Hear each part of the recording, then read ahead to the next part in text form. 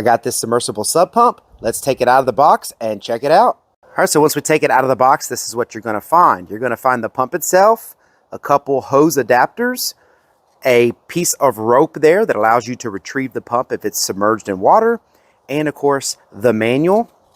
So it also comes with this little quick guide here that lets you know about, how to install it and things like that. So all of this information is good to look at if you don't know exactly what you're doing when you put this thing together or put it in its intended purpose.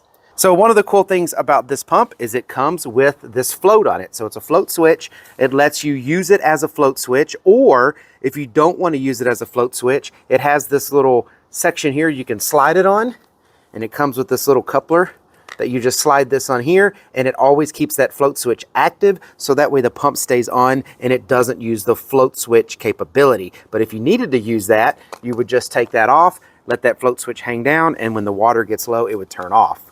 That's everything it comes with. Again, read the manual if you don't know exactly how to use this pump, but they're pretty straightforward. Let's go ahead and test it out.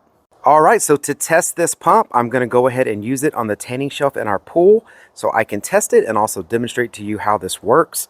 Normally, I would need an extension cord to run a pump like this, but this has a nice long power cable, so I can get it all the way to the power outlet on the side of the house and still be able to dump it in the pool. I also put on both adapters so that way I could get it down to a water hose fitting. It comes with an elbow and then a reducer fitting to bring it down to a water hose fitting.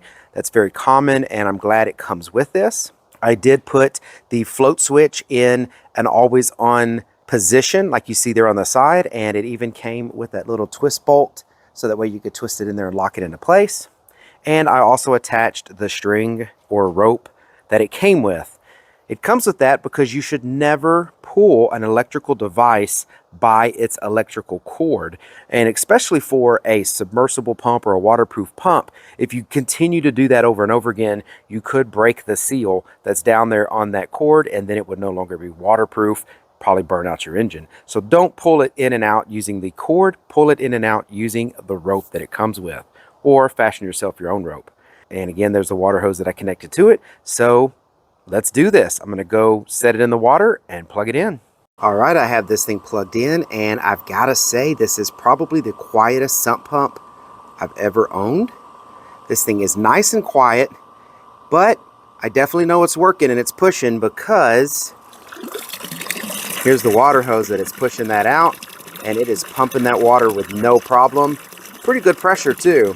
Now, read the manual. It's gonna give you all the information you need to know about flow, pressure, max head, everything. That's all in the manual. But if you're looking for a good sump pump, this meets my expectations and looks like it's going to do a really good job. Another thing about sump pumps, and this is not any different, is they really can suck water down to a very low point. So if this pump right here was going to be used to drain your pool all the way empty, or keep your basement empty of water, condensation, anything like that could happen. I mean, look at the bottom of that and how low it can still suck water up. So that's a good feature of a sump pump, is to be able to suck the water down as low as possible. This one looks pretty good. I think I'm going to get a lot of use out of this. All right, so I hope this video was helpful. Thank you very much for watching. Y'all take care.